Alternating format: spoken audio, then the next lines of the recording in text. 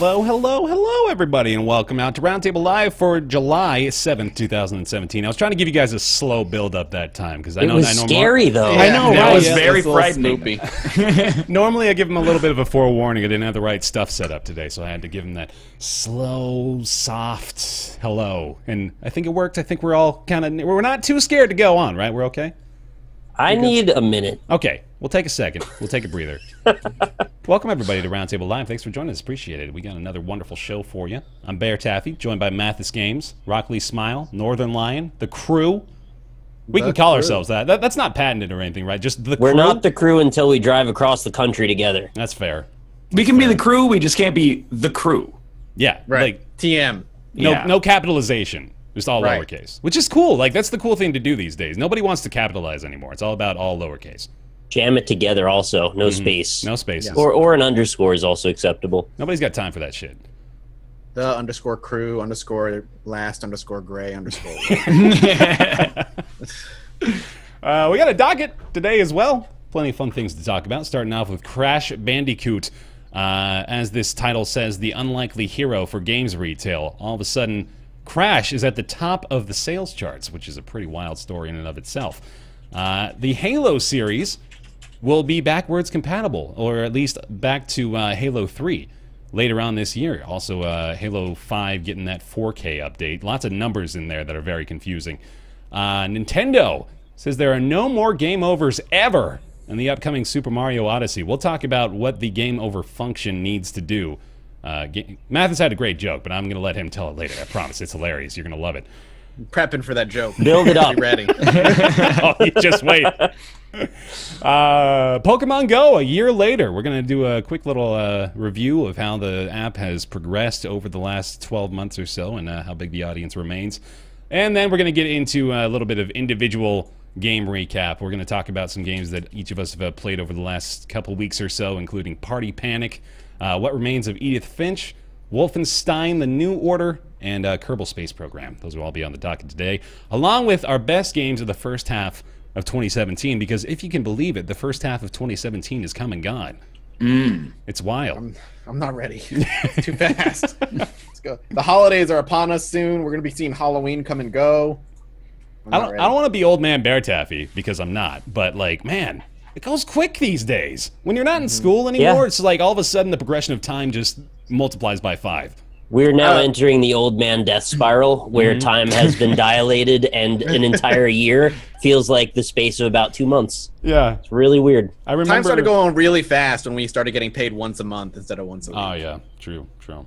I remember working at Target with a guy. He told me it was his birthday, and I was like, "Oh, happy birthday! How old are you?" He's like, 31. I was like, "Oh, that's great. Why you haven't done anything?" Why are you that? Stop that. I was like, "You're not celebrating or anything?" He's like, "You don't really care anymore at this age." And I was like, "No, that's not true. Come on, you keep caring about your birthday, right?" But now, getting a little older, I'm starting to believe him. I'm starting to think that is actually the case. There have been multiple times where I had to stop and think, like, how old am I? I gained or lost a whole year because I thought I was turning 32 when I turned 31. Oh, man.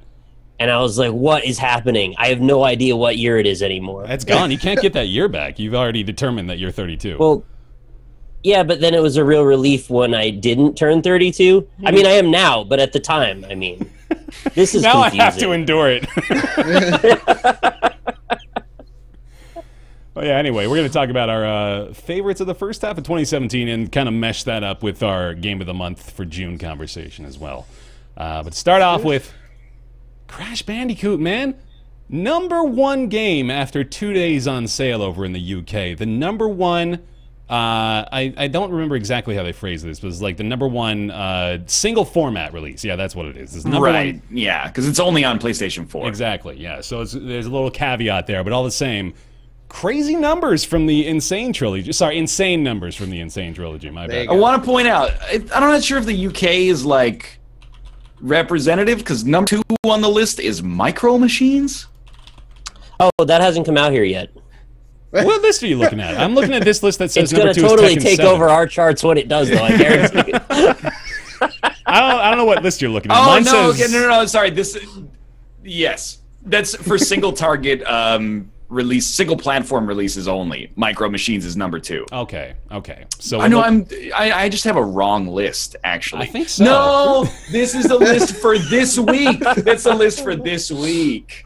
I think I'm looking at this week. This is the top 20 for June. Okay. Yeah. So you have this week. All right. There we go. We figured it out. Can I just say hype for Micro Machines? Anybody? I am. Really, but Nope. I really like Micro Machines. Sorry, man. No, That's all right. No hype here. Anyway, Crash Bandicoot number 1, number 2 and 3 on my list here. Tekken 7 and GTA 5. What?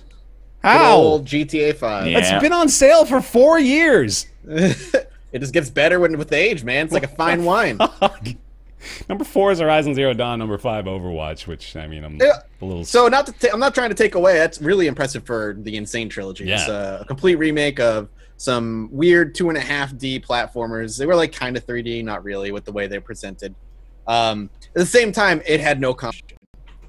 That's I didn't even consider that point right out of the gate, but you're kind of right about that. June, as we will find out later in this show, has been a very, very light month for video games. Yeah. Especially if you didn't play Tekken specifically, or Final Fantasy 14 because the new expansion came out. But apart from that, it's like it was a pretty dry month. I remember reading this article, and then they're like, it's like.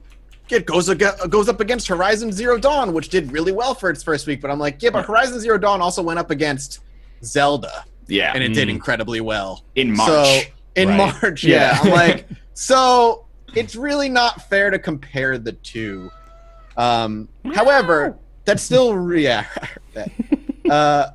was still really impressive that Crash is doing as well as it is. And I hope, Tomo. Body.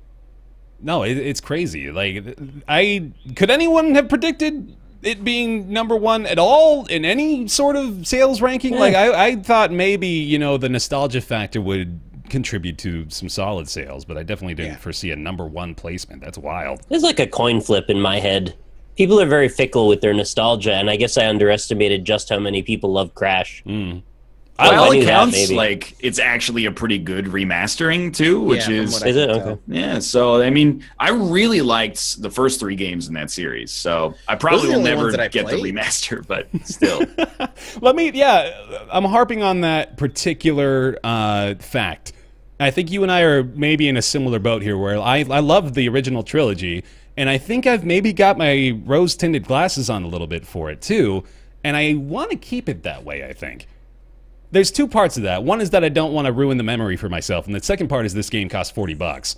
And I'm having a tough time justifying that in my head, even though I should be like the primary audience for this game. I've been watching some people play through it, and it looks just as fun as I remember. Okay. Not those orange crates. You did that to yourself. Losing it. He's losing it. I'm trying to have a segment. This is just a Tomo show so far, though. This is crazy. I've watched some people play, and it looks just as fun as I remember it being, like, which is cool, but I don't know if I care enough. That's about where I am, man. Like, I've been watching quite a bit of Excessive Profanity, actually. I was watching his playthrough. He was racing it with a couple other guys, and they were just... Well, I mean, he's, he's got a proclivity to rage a bit and, not really like it when games aren't going the way he wants them to, but he was not having a great time.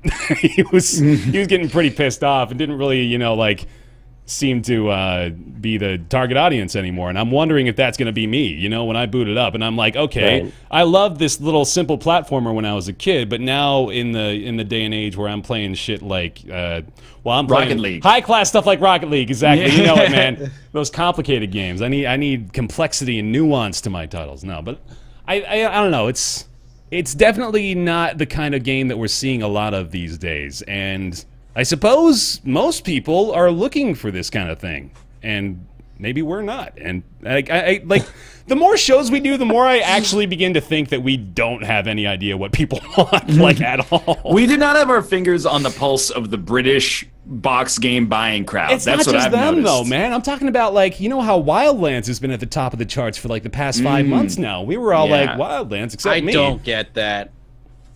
It's crazy. But there's I think you're right. I think trying not to get inside baseball with us. It's like, well, our gaming tastes have been molded to a particular way because of what we do for a living. Yeah. And while people who can only buy one game a month or whatever are looking for something that's huge and going to keep them occupied forever, even if most of the map is repetitive tasks, to those people, that could be just content.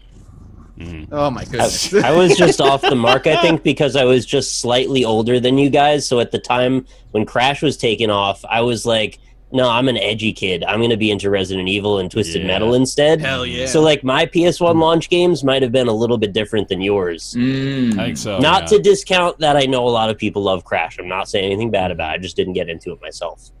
But I did play Jak and Daxter and Ratchet and Clank a lot, so like I appreciate that kind of game. Well, Jak and Daxter is like edgy Ratchet and Clank, right? It became that way after a while. Yeah, the first one wasn't. The first one was very earnest, very like Saturday morning, and then it became like, what if we gave him a gun? Oh yeah. What if we made him a teenager? What if we gave him dark powers? Yeah. Which is like the third one, right? Yeah. It really is like the fucking Anakin Skywalker story with Jak, isn't it? Where he starts this sweet little innocent boy, and then all of a sudden he's using dark magic to harness the world. I think every character goes that way eventually. You just got to give him enough games. I mean, look at Sonic. Yeah. Sonic is your first example for that? Oh, they gave him a gun, right? Did they? When did they give Sonic a gun? They gave Shadow a gun. I thought Shadow was just like the Dark World version of Sonic. He was like Is it not also Sonic? No, it's not Dark. Shadow is not also Sonic. Yeah, but how anybody knows that? I played that shitty Shadow the Hedgehog game, and like Sonic shows up in it, and they like fight and stuff. They're not the same. Yeah, but which one do you want to fuck more? Well, Link fights Dark World Link. That doesn't mean they're not the same person. When can I get a Mathis X Shadow? Fanfic. Samus fights Dark World Samus. That doesn't mean they're not the same person. It's Phazon sometimes. Come on, Mathis. Failure of imagination. Sometimes Sonic's a toilet. There's Tomo. Bring Tomo back. So Sonic is never. Don't bring that. Art is disgusting. Sonic is absolutely a toilet sometimes. He was a toilet once. I think I am gonna try it. Like, I think I owe it to myself, but there is still a good part of me crying out, like, don't ruin it.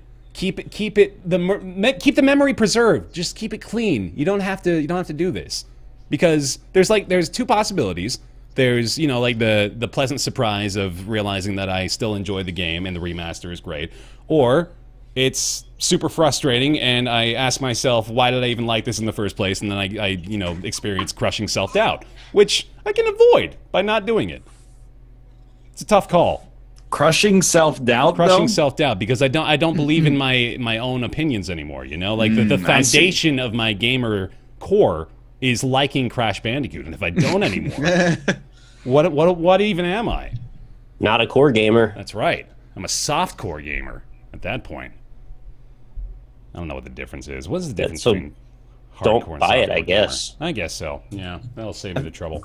I think a core gamer is someone who will spend $60 on a game up front, and a non-core gamer is someone who will accidentally spend $60 on a game through nickel and dime microtransactions. through talking with people in the social mobile industry. The social mobile industry. I believe that's the distinction, as I have gleaned it as well, or at least. You got some friends that are acting as whales for Big Mobile? No, but sometimes, if you're at like an industry thing in Vancouver, you're like, oh, you're a game dev, where do you work? And they're like, I work at, Whale Maker. We're a monetization engineer middleware company that, manipulates people into spending too much money on free-to-play stuff. They don't tell it to you like that, do they? No, they just go, you've never heard of Whale Maker? Obviously, you've never applied for a monetization engineering job in Vancouver. And you're Unity certified? Anyway, yeah, that's Crash. Insane trilogy getting insane numbers. We'll see. I don't know. I want to say I'm going to play it, but I don't think I'm going to at the same time. I don't know. We'll see. What else could they do from that era that would make you have less hesitation? Like, what other game would make you buy it right away? Well, we said this before the show, right? But the Spyro trilogy, which I'm pretty sure I would get. I think that really, one, though? Ahead of Crash, honestly, I really think I would. Like, Spyro It's still okay. Now that I think about it, they're similar in that the actual gameplay is very, very simple. So like Spyro, you know, it's a bit of a collectathon, and then Crash is, you know, jump around and don't get hit. Spyro, though, I don't know.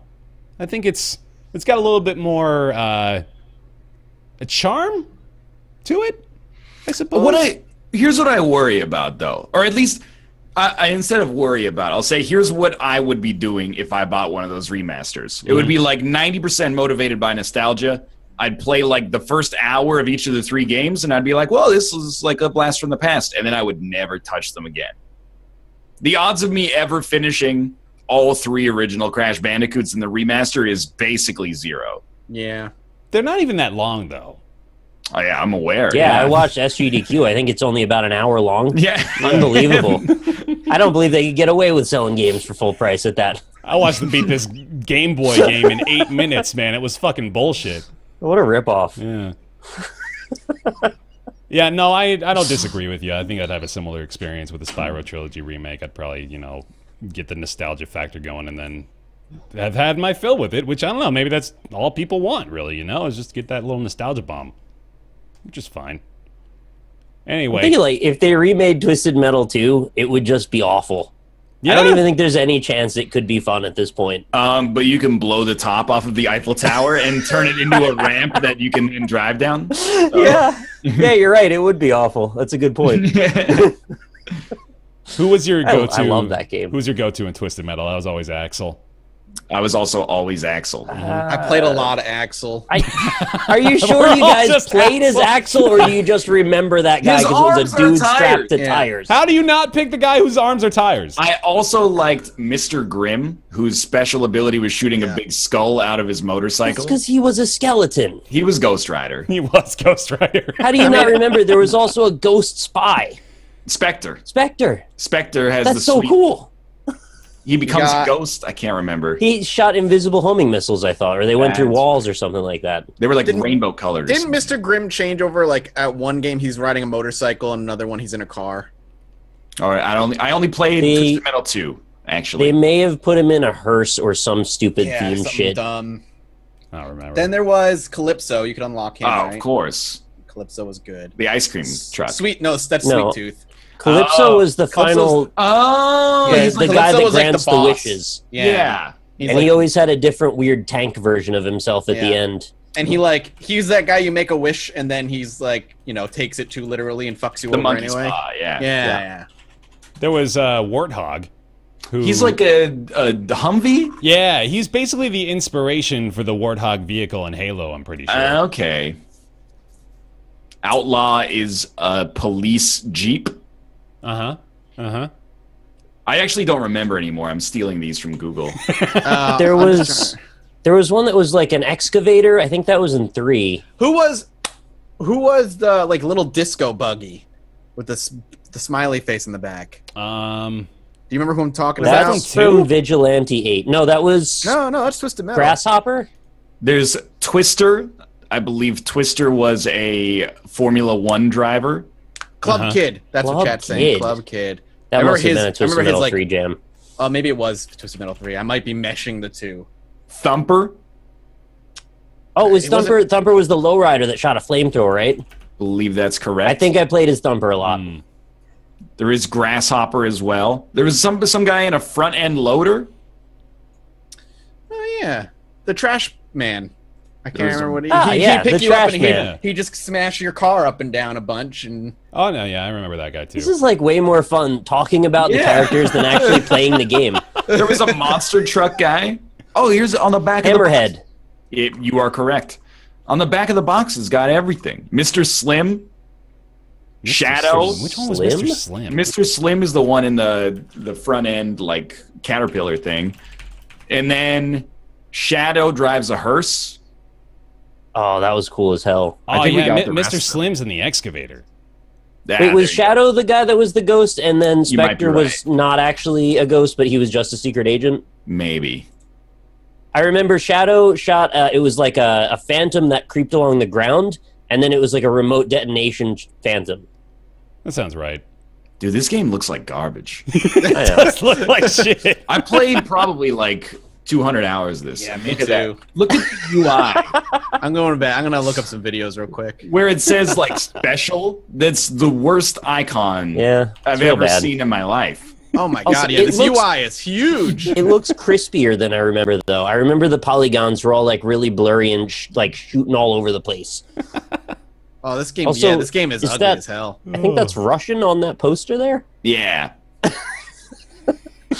All right. I remember this level. You go around in a circle and then there's the ramp in the middle. And you could get the lightning bolt special near that tractor beam thing. Yeah. Anyway. Alrighty. Oh yeah, I remember like the Sweet Tooth car. No matter which camera angle it was, the thing on the top was always facing you because it was just 2D and flat. Nice. Just a JPEG. Yeah. Game Is doesn't it- hold up. Is it too late to make Twisted Metal 2 the game of the month for June? Keep it in consideration. We'll bring it back. This is like the game that I think we all collectively most enjoyed, but don't give a shit if it's ever to be played again. I don't Like get this it. is just in our past now, and Yeah. that's okay. I mean, that is how I feel about most of those games. But if they're gonna remake them, I might play them. You know, like Shadow of the Colossus. They can never remake Twisted Metal though, because they can never get Rob Zombie licensing again on the music. Too expensive now. Yeah. Well, summer is officially upon us, and that means, well, I just read this at the start of this article. It doesn't really have any sort of segue. Okay. Yeah. You know, but here we go. Summer is officially upon us. The Halo series.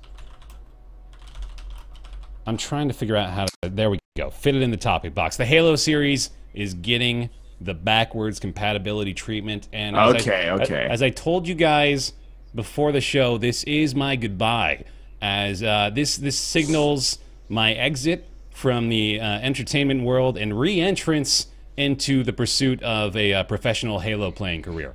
So Didn't this already happen? Didn't they make this as a launch title for Xbox One? they made the. Let me tell It's you the what Master happened. Chief Collection.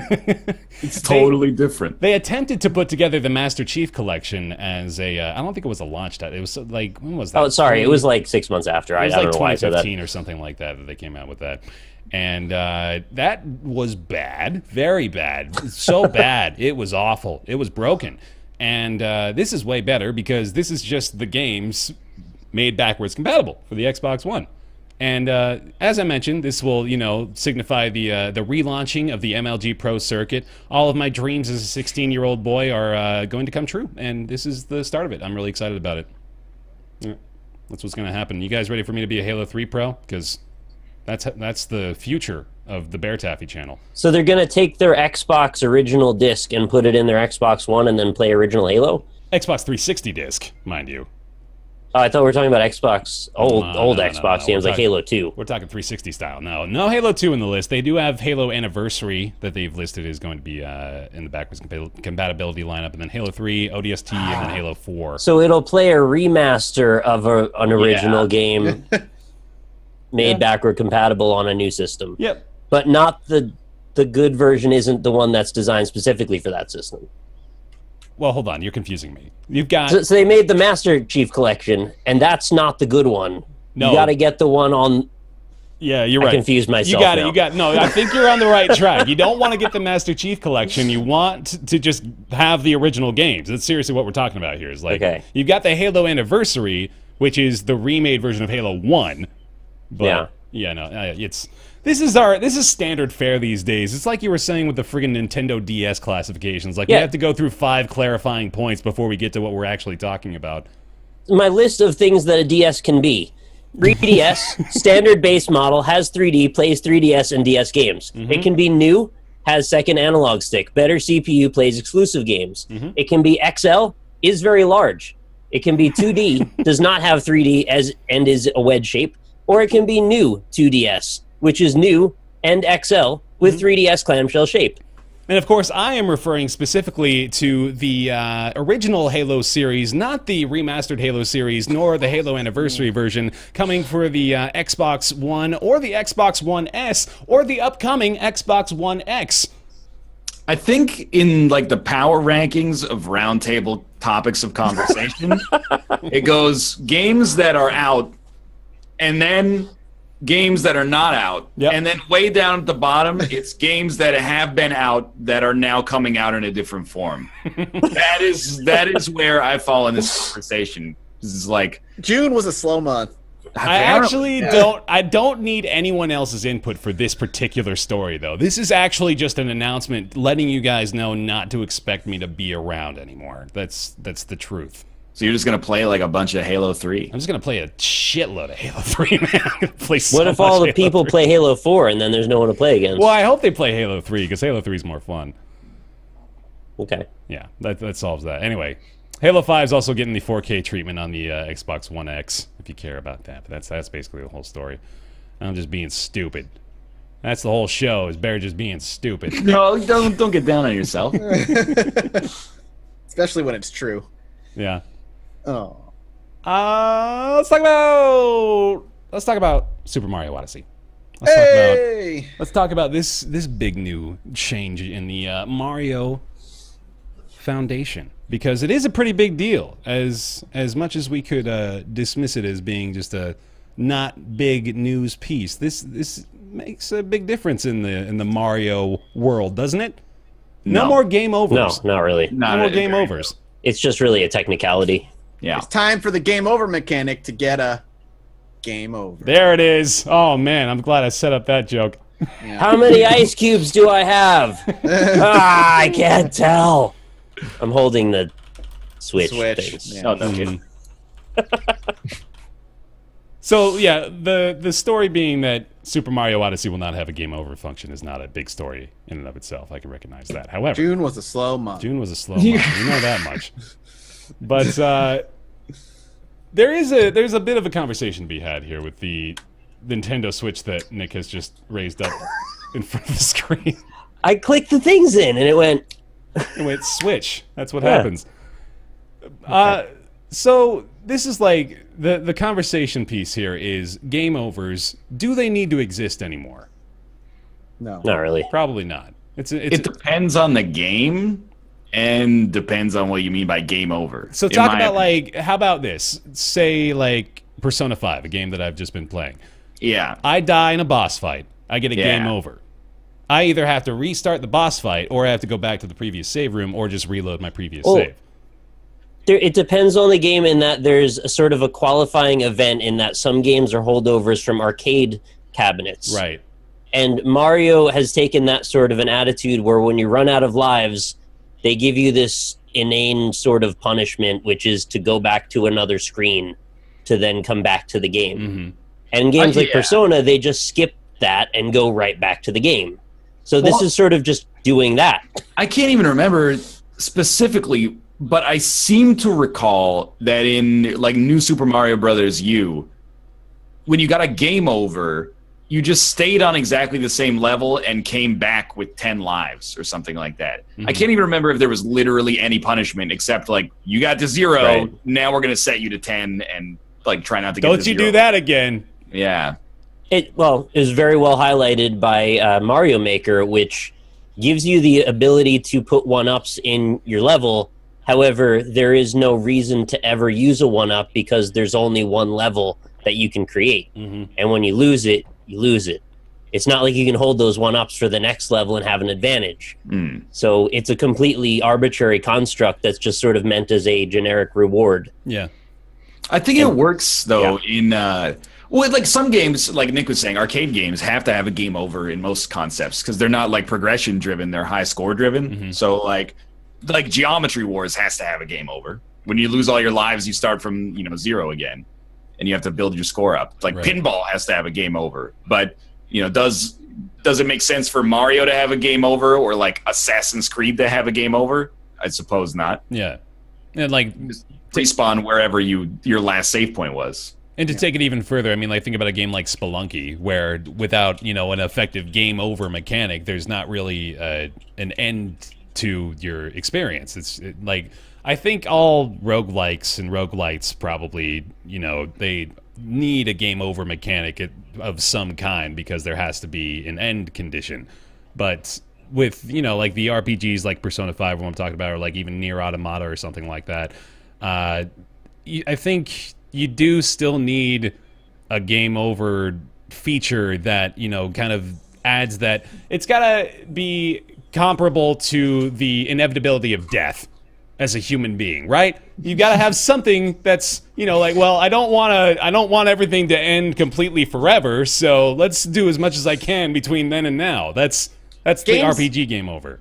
Games in general, for the most part, need a failure mechanic. Otherwise, there's no tension to losing whatsoever. Yeah. However, in games like Mario, the tension was never there in the first place. You're playing Mario to have fun. Like, you get infinite lives in most Mario games at some point.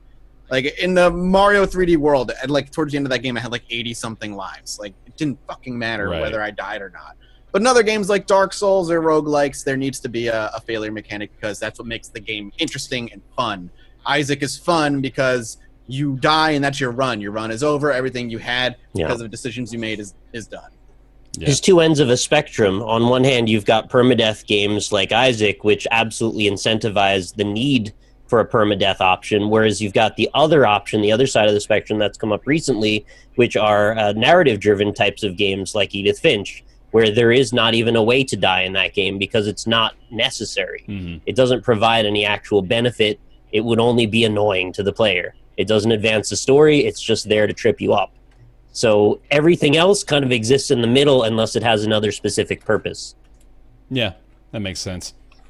Think about even like a game like Breath of the Wild too, where, you know, like if you died and there's effectively a game over in that where like you have to go back to the previous. You get one-shotted constantly. Yeah, but like if the threat of death didn't exist in that game, or the threat of losing any sort of progress, would you feel like your experience was cheapened or lessened as a result of that? Probably, right? It would feel a little less meaningful, a little less impactful. Maybe. There's a room for argument in any direction there. Yeah. I think they went a little too hard on the death state in that particular game, but that's just my opinion, and I'm open to anybody disputing that. Mm. You know, a game where game overs actually enhance the experience a lot is the new XCOM games. And I guess the classic XCOM games. Mm-hmm. But the idea of there being like a campaign where you can actually screw it up to the point that it's irrecoverable is a cool idea because it keeps this thread of tension going throughout the game. Mm-hmm. So, I mean, I am immediately skeptical when a topic of conversation is like, do game overs need to exist? But this is one example, I think, that does well with it, even in the modern era. Yeah. Yeah, I agree with that. Making the conversation a little more specific then, because, you know, we can look at every case-by-case basis and analyze whether or not a game over would be necessary in that instance. But I think, you know, looking at just like the Mario series in general, you see the one-up mushrooms like you're talking about, like it's almost symbolic at this point, you know, like they're not really practical anymore. They never really were practical when you think about it. Like they're just extra because you don't really need that many lives to begin with.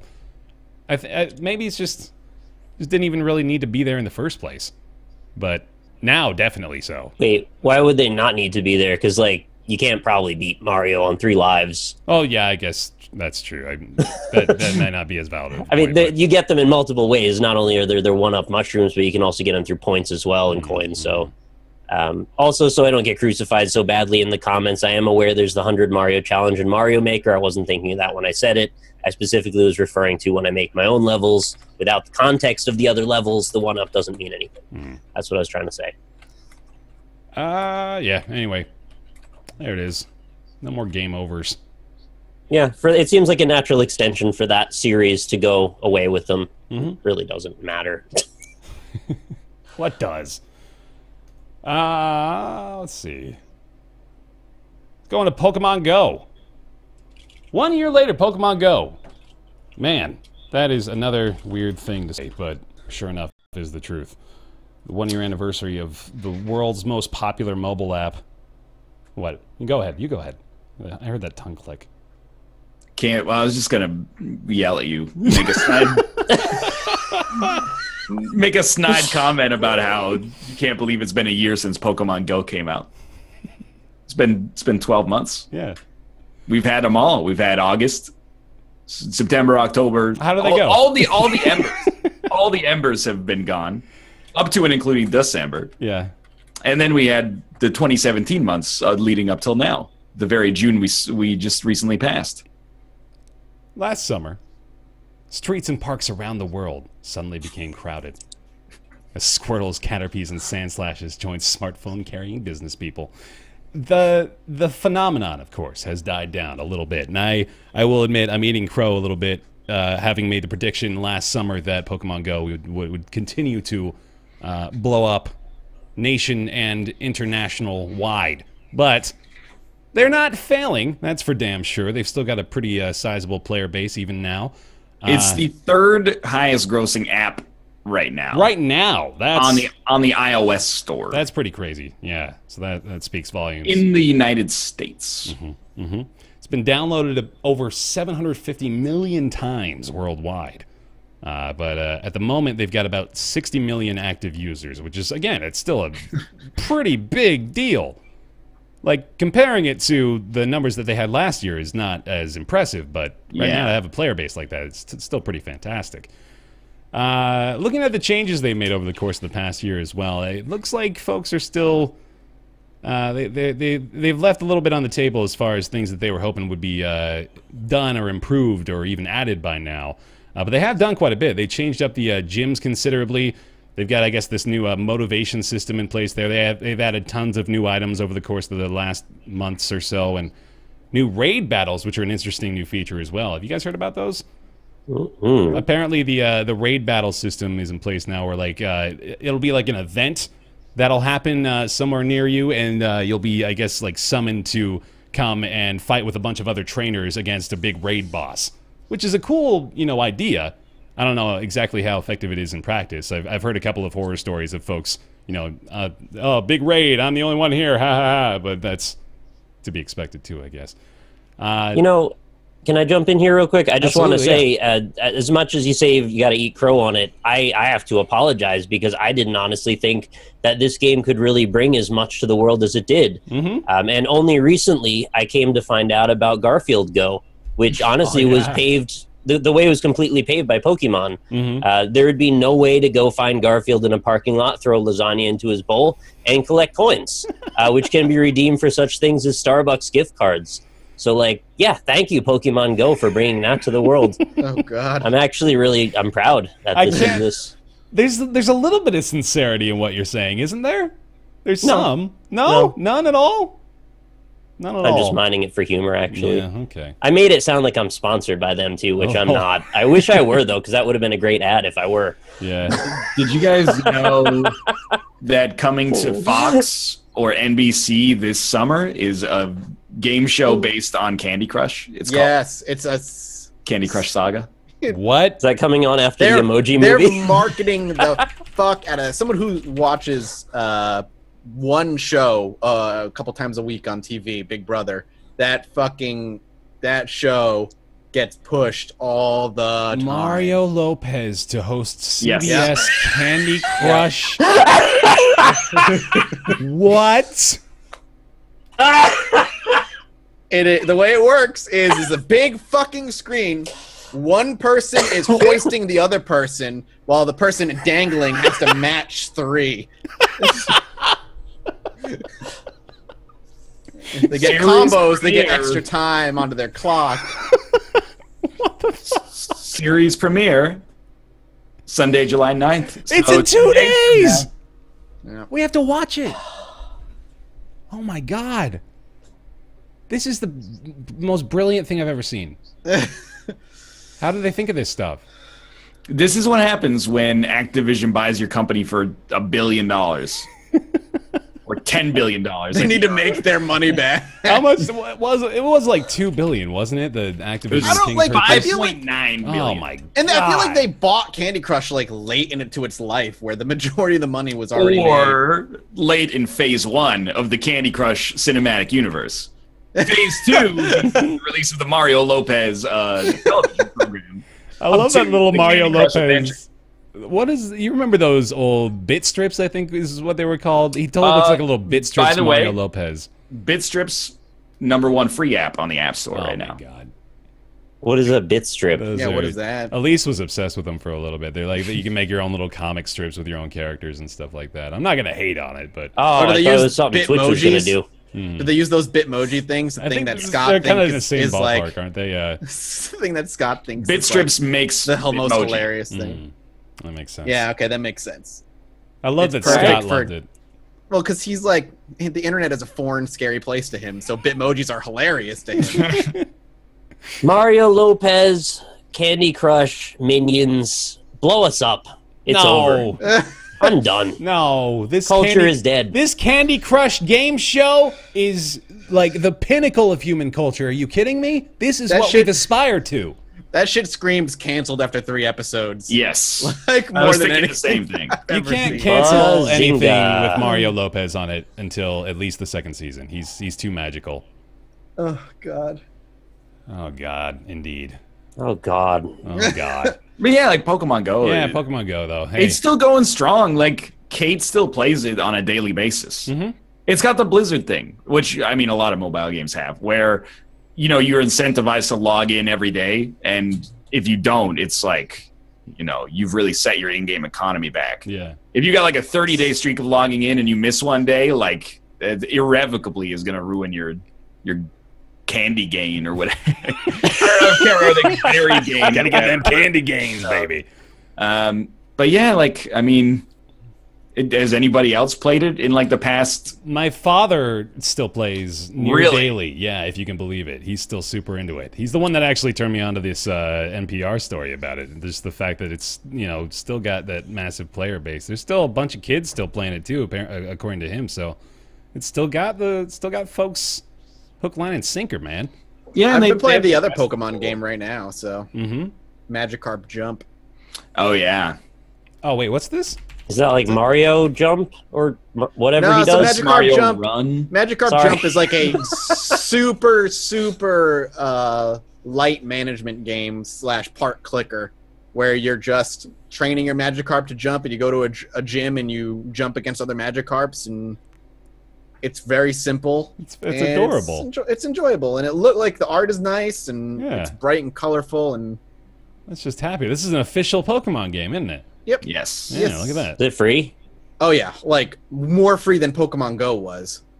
What? Yeah. Pokemon no, I Go actually is- know what that means. Does I get it? what that means. That Yeah. something's Yeah. more free. Okay. Yeah, I was a little confused.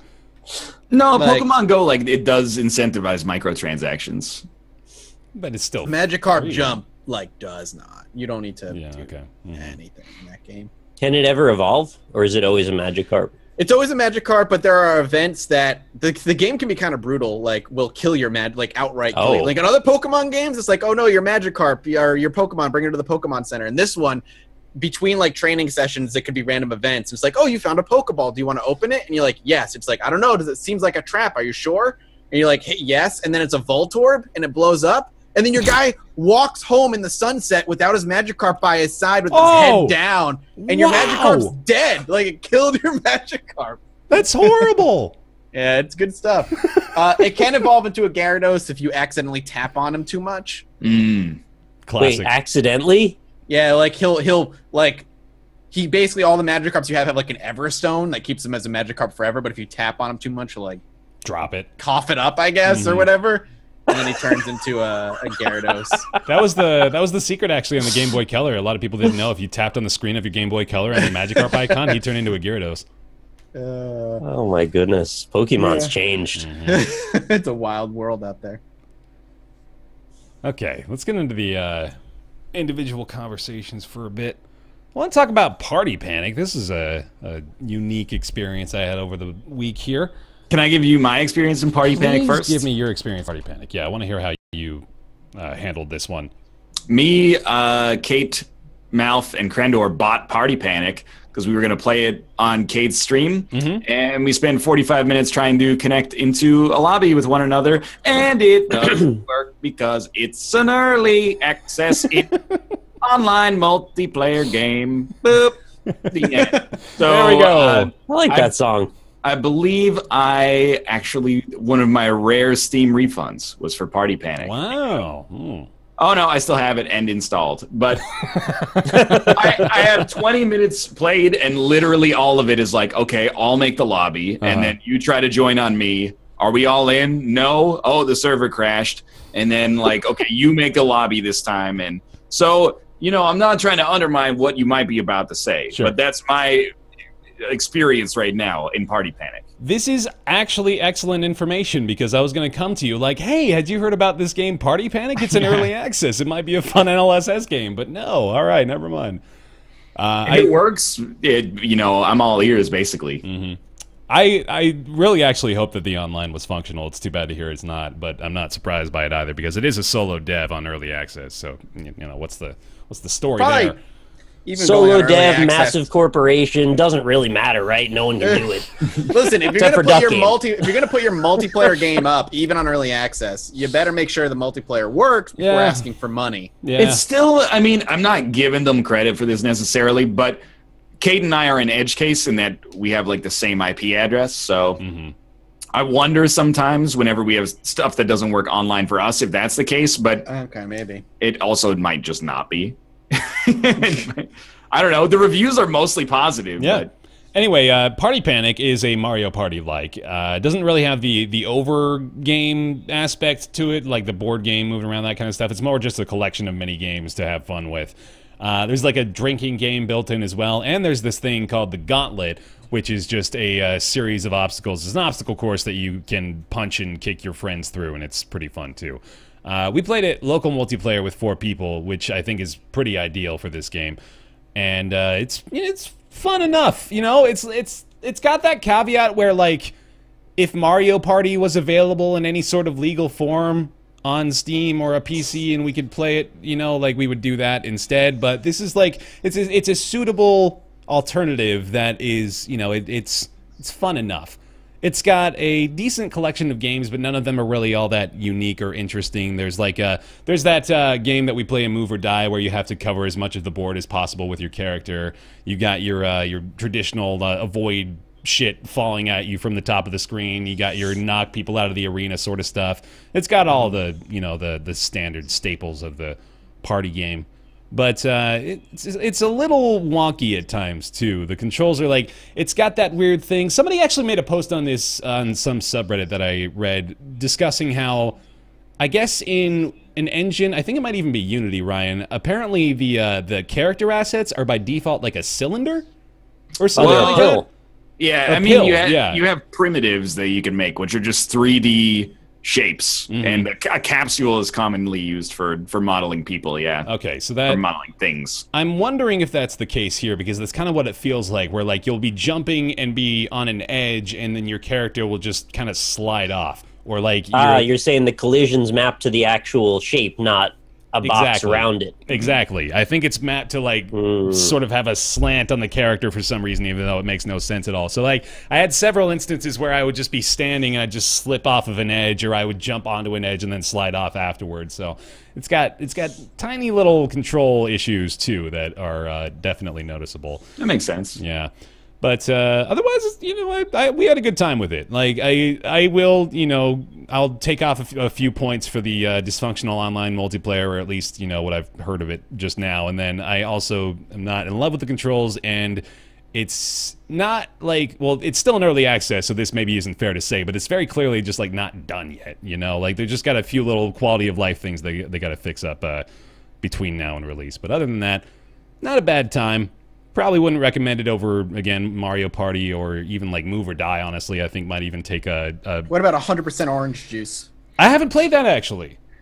It's, not much of a party game to that, right? It's really just rolling dice. Yeah, it's Monopoly, basically.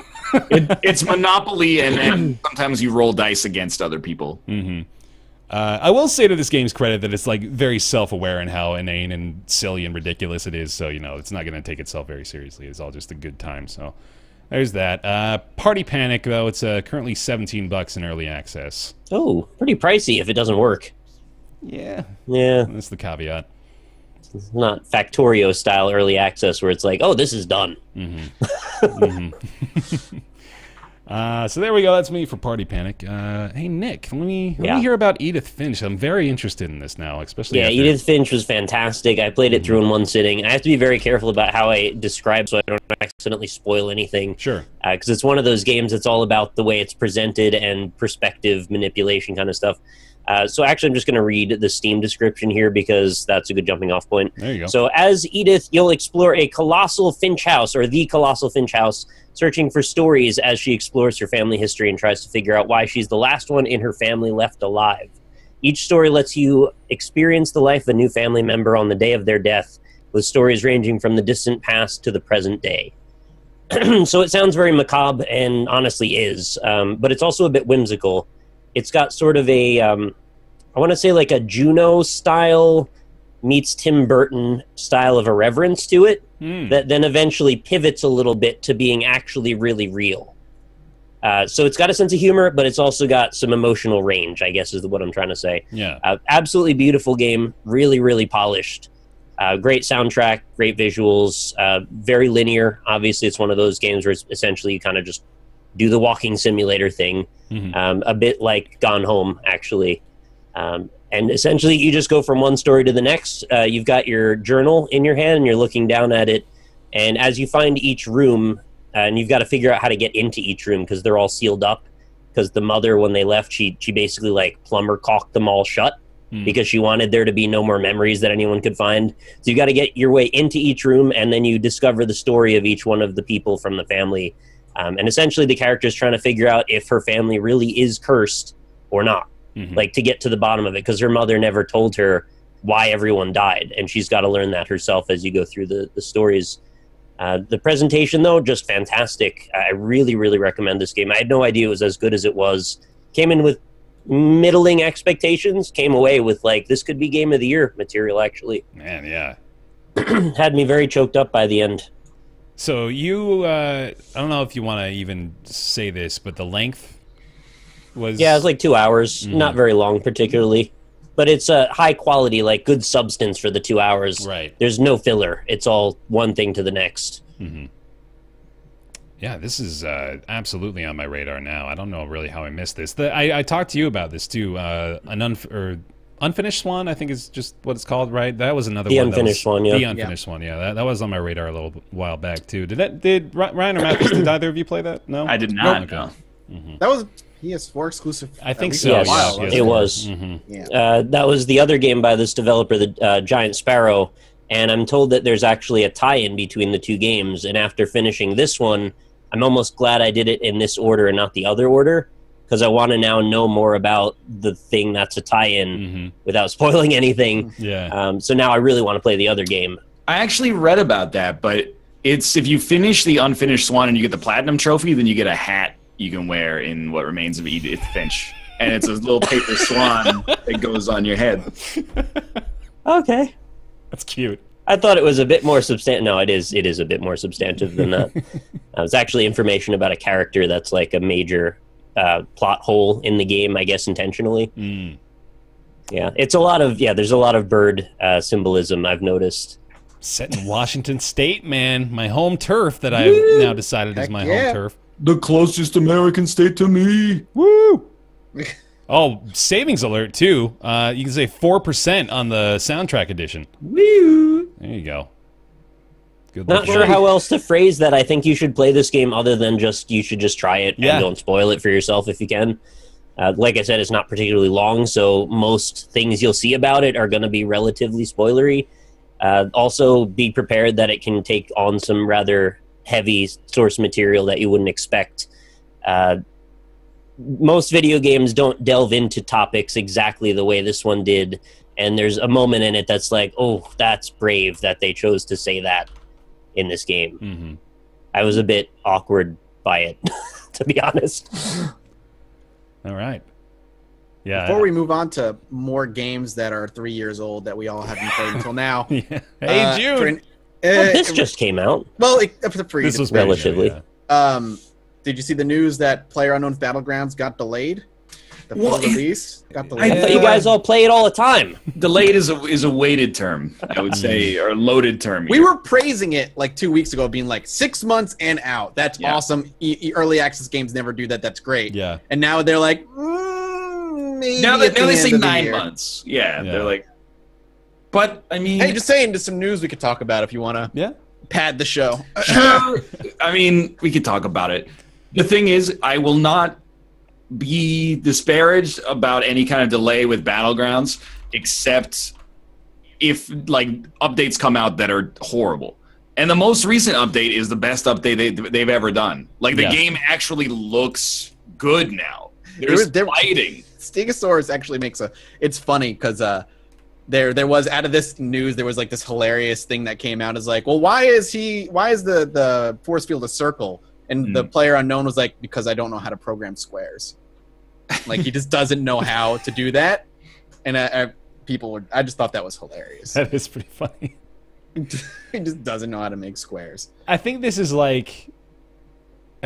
the one time in this cycle where we can give them the benefit of the doubt. This is like they've got all the right things going on to like make me think, okay, they can have this one where I'm not gonna jump down their throats for them pushing back the expected full release date, you know? They like Ryan said, the most recent update is pretty fantastic. They've been pretty open in communication. They've, only increased the player base and have been addressing most of the issues the players have had up to this point. I think like when was the original release supposed to be? It's like they wanted to do October or something. Yeah, that's what I thought as well. It's like October. I mean, I'm not complaining. I think I'm happy they're pushing it back because as fun as the game is, it suffers that Battle Royale game problem of it's still janky as hell. And it may run better now, but the game just doesn't feel 100% smooth. It has only one map still, which is not a lot of variety. Yeah. Dota 2 only has one map, Mathis. But Dota 2 has more variety than PlayerUnknown. There's 100 heroes in Dota 2, and there's 100 heroes in every single game on Battlegrounds. There's 100 heroes that have different abilities compared to 100 heroes who all do the same thing. Different loadouts. Exactly. 6 of one, half a dozen. These are the same game. I disagree. Well, the thing is, like, I don't know. I can't talk about this without going off on the soapbox about how, like, early access versus full release doesn't mean anything except, like, symbolically anyway. So, but, like, I think that the fact that they're delaying the release of the version 1.0 release of an early access game that's trending upwards is a positive thing, because the only incentive that they have to actually come out with it in the first place is to basically be able to release DLC without people being like, you can't release paid DLC for an early access game. So they plan on raising the price when it goes 1.0 as well? I don't know. I bought it 300 hours ago, so it could not be less relevant to me personally. But like I think they're doing everything right. And what bums me out is that they take so much shit for it. And I'm not talking about Nick specifically, because if you like it or don't like it, it doesn't matter. It's people that, like, anytime they make an update, they're like, we fixed everything. There's always going to be like 1,000 comments directly below it that are like, I shot a dude in the head on my screen, but because of the fucking server desync, he killed me. It's the one day off I have every 18 years, and you ruined it. Like, so I think, given all of the like negative criticism that they're getting from people who already have 500 hours in the game, they're doing a good job. I wanna elongate the show by taking this stance. Okay, which is to say, I actually do kind of feel this way though. I think there's more to leaving early access than simply a symbological departure. I actually think it means something. Okay. I really do. I think that not only, well, I mean, you mentioned the paid DLC thing, which is, we've had that conversation before about whether or not you should be able to do that in early access. But like, the early access label on a game still matters to people, especially folks who aren't like us, that aren't really, like doing the market research and really looking at how the game has changed over the course of the update cycle and are really invested in that stuff. I think a lot of people still see early access and are just deterred by that. And a lot of people even just filter out early access, So like it's still significant to a lot of just normal people, just the label itself. And for it to get out of early access is still a pretty significant task too.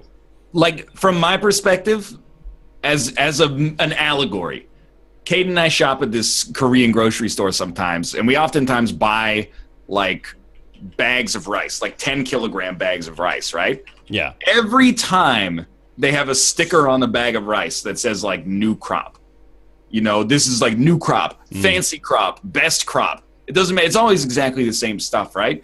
And I feel like that is like the symbol of having released the game into version 1.0 instead of being in early access, basically meaning that they just decided that this is the fancy crop, or they decided that 6 months ago we sketched out the things that we're going to need to hit version 1.0 when we finally hit it. So now we're gonna slap the sticker on it and release it. I just don't think that in most situations it matters that much. There's an important discernation to make where we wonder how much, patching and how much fixing of the game is allowed after the early access is done. Early access gives you blanket opportunity to fix your game because you're in early access. Nobody's going to fault you for that because, that's the point. But when you release, of course, people are going to hold you much more accountable if there are still problems. So I guess there's like a whole other side to it too, where like, do you want to even get out of early access to have to deal with the fact that people are going to be more pissed off when things aren't working in that condition? Yeah, I still feel as though there's more than just the label to it. I think it still serves like a practical purpose, but I also see the other side where it's in a lot of cases sort of negligible. If anything, I think that it does matter, but it matters for like extraneous reasons. Kind of like how 3D movies had a bad rap for like 6 years because a bunch of shitty 3D movies came out that used it in cheap ways. Sure. So like early access is like it tarnishes the reputation of a game when it's in it because of DayZ and Ark and Towns and like all sorts of other things. Oh man, Towns. Oh, that's a throwback. What a failure that game was. Think of all the reputation maligning that happened with big AAA companies using beta as an excuse to sell you something, right? It's supposed to be a way to mark what stage of development it's at, not that there's an event coming up. Oh, Does yeah. Does that make sense? Yeah, that's a whole... That's been like a progressive change in the last 7-8 years as well. Whereas, yeah, you're right. It's like the betas are now a public event, and it's invite only. It's like an exclusive thing and stuff like that. All of development is fluid, even after release. Mm-hmm. It's just about which markers we choose to put on them, and then those markers are completely up for debate, as any word is. As we get down to the court of public opinion. Mm-hmm. So at this current moment, early access might have a certain connotation that in 5 years it won't anymore. Yeah. Also might just go away. You never know. I don't think so, though. Yeah? I think it's almost uniformly gotten better. But, I mean, people may disagree. But, like, Dead Cells is another example that I consider really good, where they're not releasing, like, an update every 2 months. They're releasing, like, an update every 2 weeks. Yeah. And they're fairly sizable as well. So I think, honestly, I like early access. But the caveat is it's buyer beware. But I still maintain that people, I think they oversimplify. And I'm not saying they're completely wrong, but I think they oversimplify. But they think, like, if this wasn't in early access, it wouldn't be shitty. But it probably, like, if your game comes out in early access and it's shitty, it's not all early access's fault. There's plenty of shitty games that just come out and are not in early access. We don't really have like a poster child for bad early access for the last year or so, do we? Like, we don't really have one that's been egregiously bad. We had Ark, which of course was releasing paid DLC in their early access period, which was, the one everybody was pinning up to the cross. But other than that, I don't know, nothing really. If they're smart, they'll see the PR advantage to pivoting off the word early access and call it something else. Yeah, I guess so. If PUBG has done anything for me specifically, I really like PUBG. I think it's janky and needs a lot of polish, but it makes me hope that maybe a big AAA company will take that idea and run with it with like a bigger budget, like a really big budget, and make something really cool with that theme. Mm-hmm. That would be awesome. I would love to see something like that. And hopefully the success of this game will spur some AAA companies to mess with that idea in more detail. Yeah, I think we're going to get more into that conversation and Ask Roundtable too, actually. But Mathis, you know what I'd love to hear about from you? A timely man who played a game that came out, 3 years ago? May 19th, 2014, Yeah, that's great. Keeping on board with the times. I played Wolfenstein: The New Order. So, I'm right up there with Enslaved Odyssey of the West, which I just finished as well. So Hey, I got another game for you. It's called Pong. Have you heard of Pong? Have you heard of Tennis for Two? I mean, what can I say about Wolfenstein that hasn't already been talked about to death? It's really exciting for the sequel now. I'm really pumped for the sequel. It was a great first-person shooter experience. I think that the thing I enjoyed the most about Wolfenstein is that it made me stream more. Yeah. So that was That really has fun. nothing to do with the game. I know. I'm well But aware. what was exception about the game, though? The game was just really tight controls, really fun. What I liked about Wolfenstein the game is that the story was silly but had a lot of heart. I don't know if anybody here has finished Wolfenstein, but the game is like the plot of Wolfenstein is obviously ridiculous. Like, so Nazis win World War II, and all of a sudden they have sci-fi tech and mechs everywhere. It's goofy, but the last hour of that game was kind of like heart-wrenching in a lot of ways, and I enjoyed that. It was a bit, As in it was you a nice literally destroy Wrench a the Nazi heart. heart with a ram. Yeah. Yeah. So It was it's fun. like a Devolver digital shooter, kind of, right? Like it's It was just balls very out, silly. just beat the shit out of everything yeah. game. Oh, you just destroy waves of bad guys over and over, and there's a lot of silly things happen, and this ridiculous weaponry, and you get to pilot a mech at one point, which is cool. And it's silly. Yeah. So they Super enjoy fun the game. over-the-topness. I was kind of trying to pin the tone, because I think that's all the game really has to differentiate itself from anything, is the tone. Yep, it's silly. It's over the top. It's nonsense. The weapons are crazy. You're dual-wielding shotguns and dual-wielding assault rifles, and you have some cool sci-fi weaponry. I'm excited. I'm excited for the second one, though. I'm really pumped to see where they're going to go with it, because they show the trailer for the second one where Blazkowicz is like got this really weird sci-fi armor on, and the cool thing is that armor is from the first game, but you never wear it in the first game. It just goes to another character, and you never get to mess with it. And like that particular character, some really cool cutscenes where that sci-fi armor is making her like all Crisis-like, and like she has these amazing powers. So the fact that you are going to get to play with that, that makes me very excited. Really fun Cross game. it over with Quake. End up having BJ I'm Blazkowicz fighting the Strogue in Quake 5. Bring it on, and then meld in Doom. Bring Doom in at the end.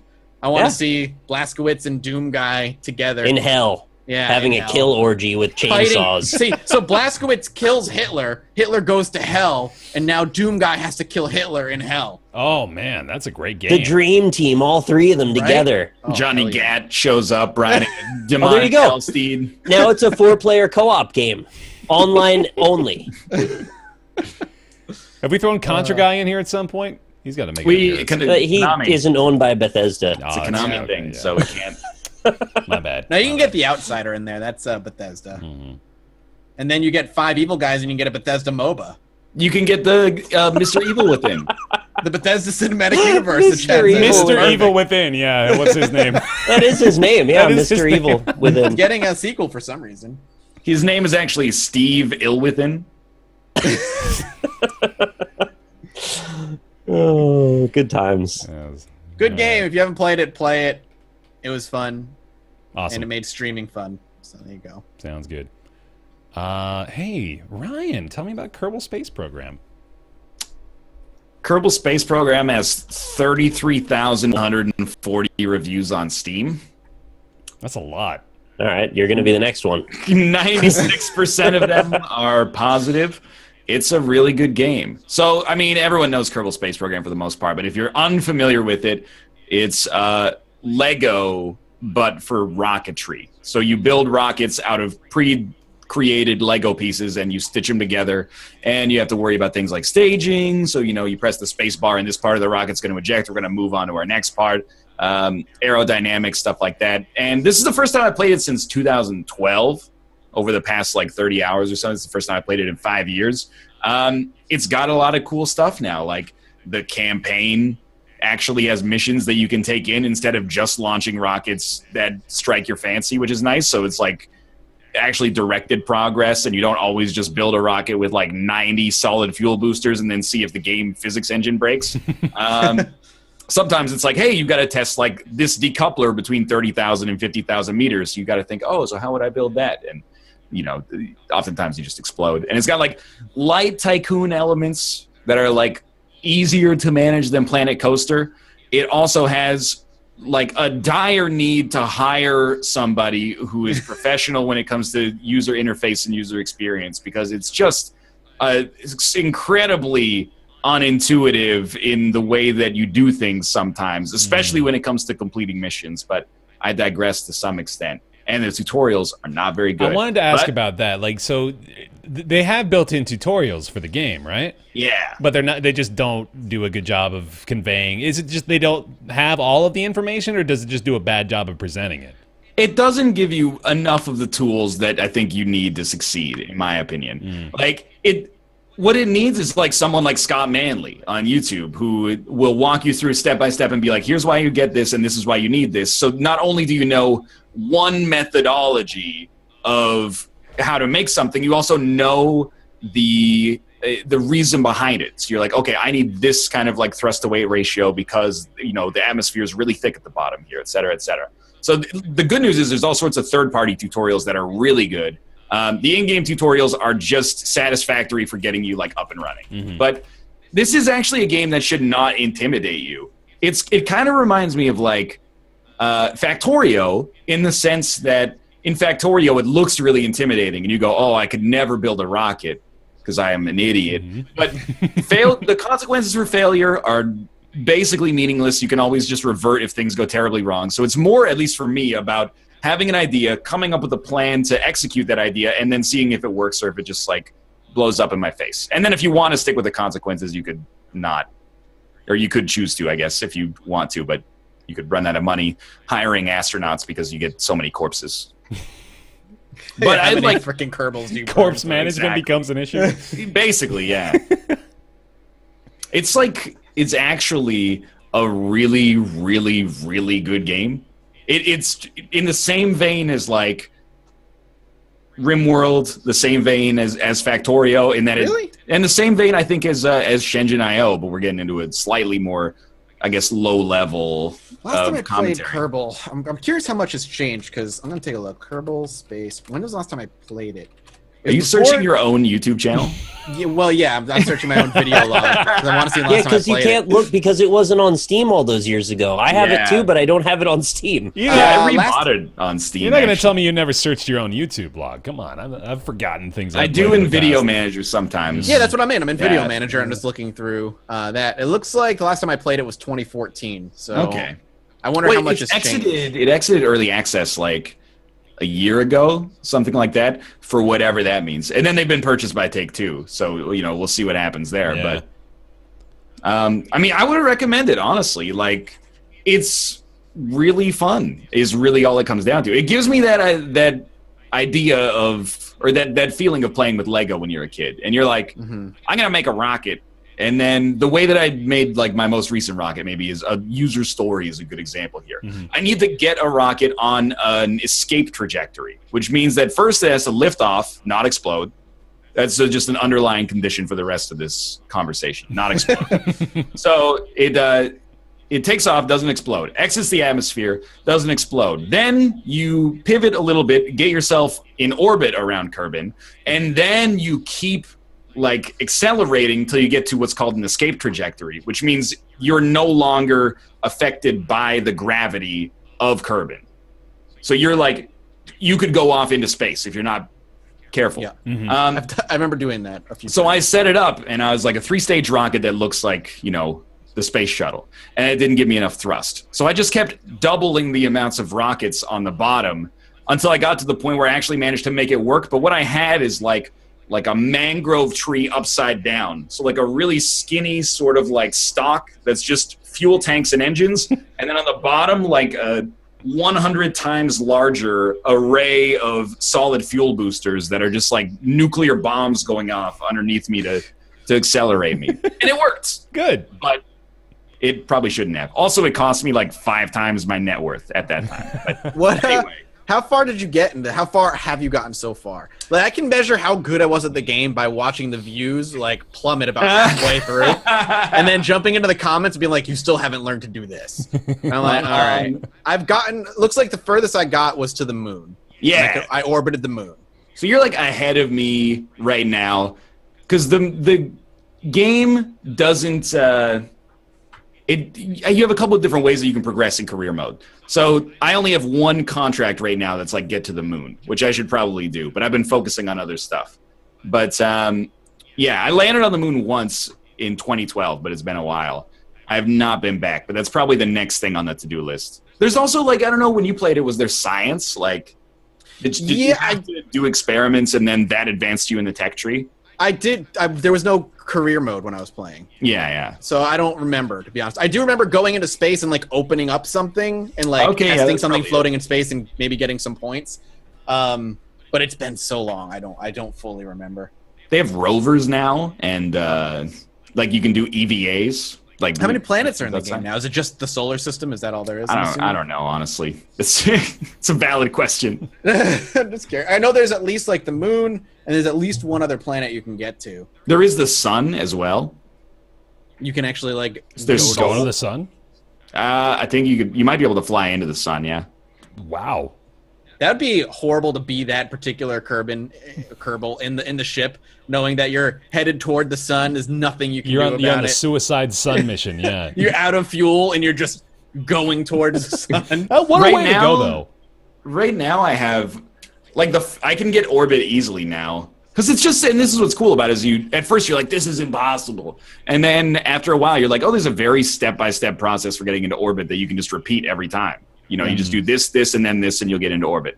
And this is how you get back. But on the first one, I didn't have enough fuel to get back. So I succeeded on the mission by sending an astronaut into orbit. But for the last, 10 episodes, she's just been orbiting around the planet.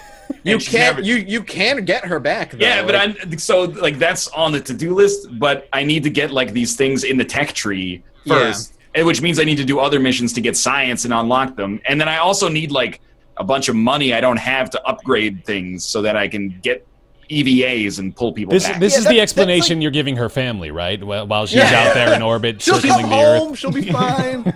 She's not dying. She's going to live up there. Yeah. That's some of my favorite parts about that particular game is there's some fun stories that can be told of I got to the moon, but I can't get off the moon. So now I need to create this ship to get to the moon that has enough fuel to take off and bring them home. And there's just some really fun things you can do. I think you can make space stations and stuff in the game. I believe so, yeah. And you can dock your ship up to a space station to refuel, and there's some really fun things you can do in that game that I was way too stupid to accomplish. Sweet. Yeah.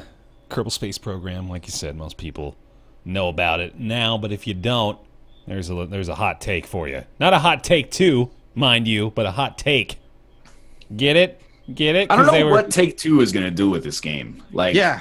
I just don't understand what its purpose is, why they bought it. But they bought a lot of shit recently, haven't they? They bought what else did they buy? They removed mods from Grand Theft Auto 5. Oh, they did do that. then they put them back because they got all pissed people coming after them. What if they? Man, this is gonna bother me. I swear they made some big purchase just recently too, but I can't remember what it was. They sent a cease and desist letter to Dot Black.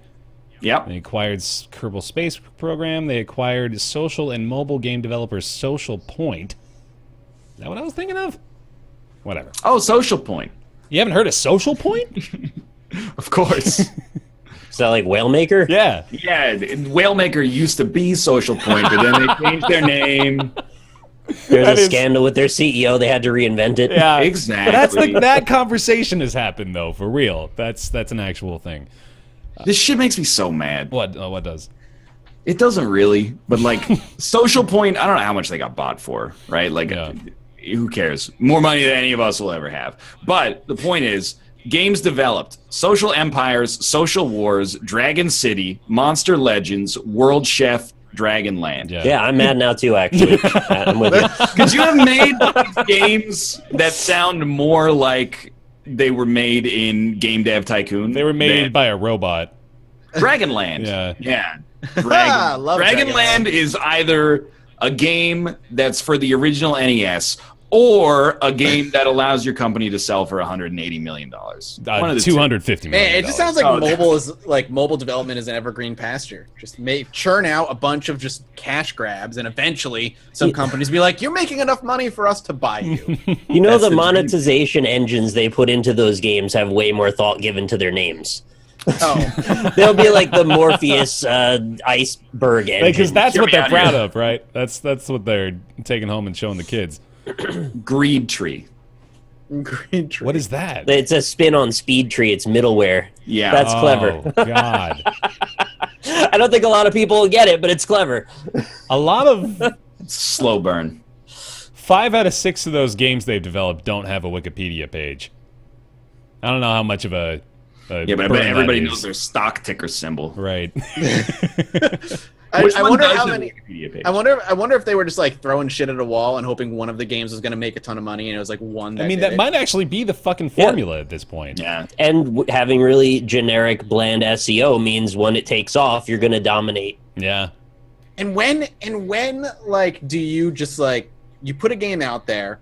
How long do you give it before you like just close the door on it and work on the next like hopefully 2 weeks. money-making game? 2 weeks, a month. That seems about right. I mean, I don't want to get down this conversation branch too We much. already went down it now at the other end, I I think. guess so, but Dragon City's still popular.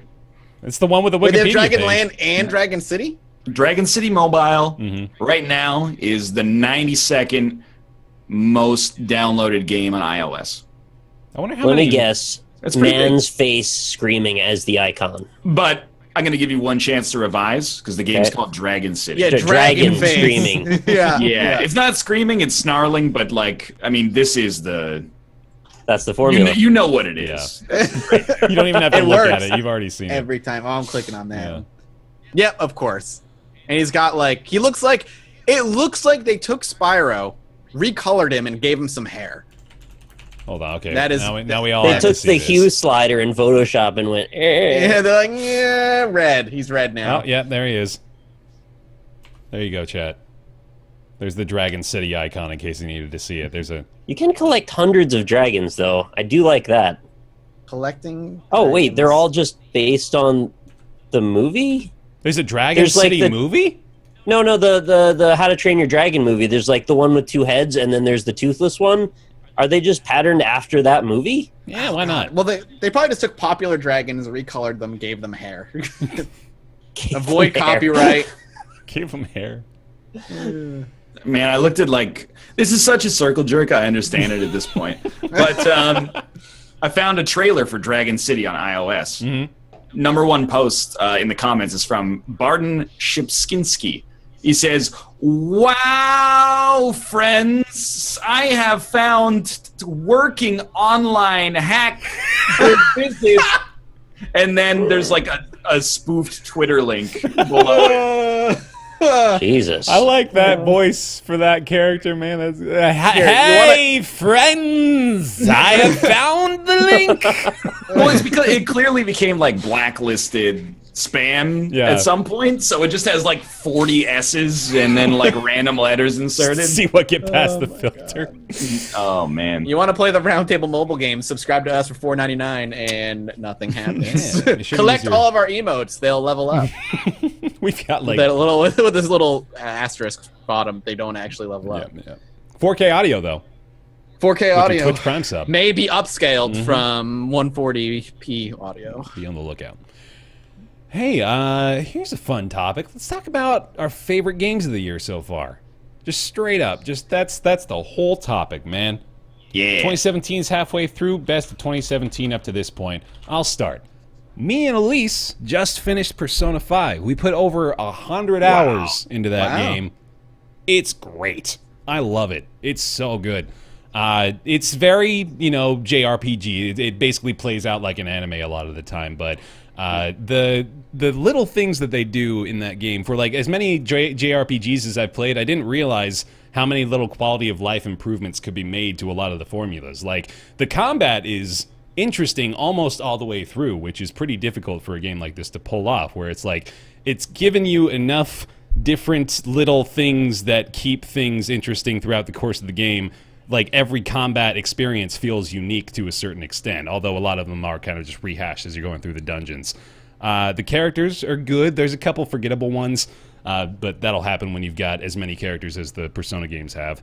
The story's good. I mean, it's not... I thought it was maybe... I think people oversold it to me, actually. That was the one big thing that people were like, oh my god, the story's great, and the ending of it is, oh, you're gonna lose your mind. But I was just like, okay, yeah, that was good. Good story, but I thoroughly enjoyed it. I have not put that much time into a JRPG probably since, like, Final Fantasy X or something like that. So this is high up there on the recommendation list for me. I really enjoyed Persona 5. Anybody want to take the reins? Favorites? I First recently went through Night in the Woods again. With Lynn. Mm-hmm. Yeah, because she hadn't played it and her computer couldn't run it, so when she was over, we decided to play through it again, just together. And I didn't realize how much of the game I missed, because I observed this arbitrary rule that I thought because Aunt Malcop was going to arrest me if I jumped on the power lines. So try to be a good May and not jump on the power lines. Turns out I missed half the game. Oh, so, man, you didn't go on the power lines the whole time? No, Lynn did all of it, though. Yeah. So I saw all the side stories, and I tried to make her, like, gently guide her in the direction of doing the other stories that I didn't do without being overwhelming. And so I saw a lot of alternate path stuff, and there was still more I didn't see. Yeah. And I still love that game. In fact, I love it more now because I didn't realize how much I missed. Night in the Woods is fantastic. It's really, really good. Great. You should play it. Yeah, I echo that recommendation as well. I love Night in the Woods. I have a couple. I think one that a lot of people are gonna feel the same way is Friday the 13th, the game. Just kidding. It's a joke. Thank God. That was too straight-faced. Oh, man, you I delivered that almost well. Actually was like, am I gonna get really mad? Am I actually gonna be mad? Oh God. After playing recently Dead by Daylight again not too long ago, and then playing Friday the 13th, I realized how bad being a counselor is in that game. Like, it's fucking awful. It's so boring. Dead by Daylight also still pretty bad, as we discovered. Yeah. So Hollow Knight, I think, is really high up there for me. Loved it, played it all the way through, got the true ending, and did a review on it. Like, loved Hollow Knight. And if you haven't played it, if you like Metroidvanias, please play it. We've all played it, for God's sake. I mean, like, that alone, that's going to be a pretty heavy recommendation. It's good. Every time I say positive things about it, people are like, shut the fuck up about Hollow Knight. It's like, I get the point. Real, though. But it's that good, you though. have to play it. Ryan, are you just going to throw in the towel like you're not going for the true ending at this point? I was going to do it, like, on the stream, and then I did a poll, and people were like, I don't want to see it on the stream. So I was like, well, I should just do a video, I guess. But I always have other videos to do. It's become the point where it's like... Where are you right now in it? I need to beat, like, one more spirit boss and then do the White Castle. White Palace. White Castle. White Castle. White Castle. White Castle is a problem for IP reasons. Yeah. But it's like, I don't know. Maybe when Dead Cells peters out, it makes sense to go back to it. It's not just one video, because the White Palace, as I've heard, is like probably like an hour and a little bit long. It sucks. I liked it. It's actually fucking awful. I liked it because it's Super Meat Boy. The White Castle. I tried to deconstruct why I hated the White Palace. And people are like, well, then you can just cheese it with these trinkets. And sure, yeah, you can cheese it with the right trinkets, but I feel like the White Palace should be beatable without them, and it's borderline not. Well, I have the bee trinket, I think, so yeah. That's the one people told me I need. There's like 2 trinket setups that you can go with that'll make it pretty much a joke. I also like the game is good, and I'm not going to belabor the point here. Yeah. But I sort of hated playing it once I was done. Like, I shouldn't have gone back for the true ending. Because I know the kind of person that I am, and I was like, I don't care about the true ending because I don't care about the lore at all, no matter how good it is, you know? So instead I was like, I'll do it. And then I did, like, a session of recording it, and I was like, that was fun, but I just never returned. And I petered out. But, yeah. I didn't get the true ending for the lore either. I just did it because I really enjoyed just being in that game, just, like, finding all the stuff in it. Yeah. Yeah, I didn't want to stop playing it, really. The true ending was really cool for me for the lore. Actually, like I really enjoyed that. But at the same time, if you knew what the false ending or one of the endings is, then you kind of guess what the true ending is going to be. You're like, oh, okay, then the true ending is probably going to be this. Answer some questions, but I liked it a lot. And then the other game I was going to tap on real quick was Prey. I think Prey is fun. Yeah. I wish I had played more of that, actually, because I played the first like hour and a half or so, which we both agree was pretty phenomenal, and then I just didn't play beyond that. I probably should. That's when I'm going to go back to it and play it soon. I have it now, so I'm looking forward to it. And I have to mention Rhyme, of course. That's also right up there with those other ones for Game of the Year for me. If you haven't played Rhyme, get on it. Really great game. Just beautiful to look at, beautiful to listen to. Great, ingenuitive puzzles. I don't know. It's great. Yeah, great.